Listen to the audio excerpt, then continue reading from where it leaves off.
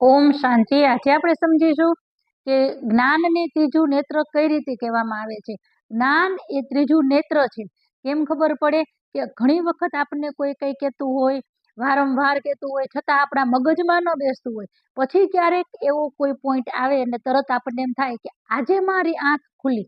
અત્યાર સુધી ક્યારના તમે કહેતા હતા, પરંતુ હવે મારી આંખ ખુલી। આંખ ખુલવી મતલબ મન બુદ્ધિ રૂપી આંખ છે, એ ત્રીજું નેત્ર કહેવામાં આવે છે। ત્રીજું નેત્ર જ્યારે ખુલે ત્યારે સ્પષ્ટ દેખાય છે કે શું સત્ય છે અને શું અસત્ય છે।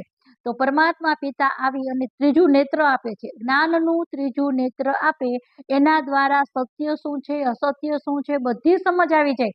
જ્ઞાનને ત્રીજું નેત્ર કહેવામાં આવે છે। બે આંખ તો છે, પણ છતાં આપણે કહીએ ને હવે આજે તમારી આંખ ખુલી, તો અત્યાર સુધી શું આ બે આંખ બંધ હતી, ખુલી જતી, છતાં આપણે કહીએ કે આજે તમારી આંખ ખુલી, કે આજે મારી આંખ ખુલી, મતલબ એ મન બુદ્ધિની આંખ છે, એ ત્રીજું નેત્ર કહેવામાં આવે છે।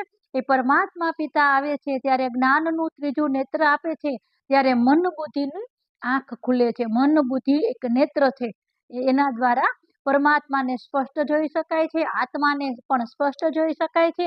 કેમ કે મન બુદ્ધિથી જોવાની વસ્તુ છે, બે આંખથી જોવાની વસ્તુ નથી। એટલે બે આંખથી જે દેખાય છે એ તો સ્થૂલ વસ્તુ છે, સૂક્ષ્મ વસ્તુ છે, એ મન બુદ્ધિની આંખથી જોવાની વસ્તુ છે।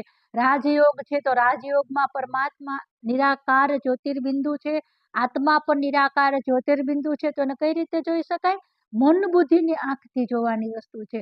તો મન બુદ્ધિની આંખ જ્યારે પરમાત્મા પિતાનું સત્ય જ્ઞાન મળે છે ત્યારે જ પ્રાપ્ત થાય છે। ઓમ શાંતિ।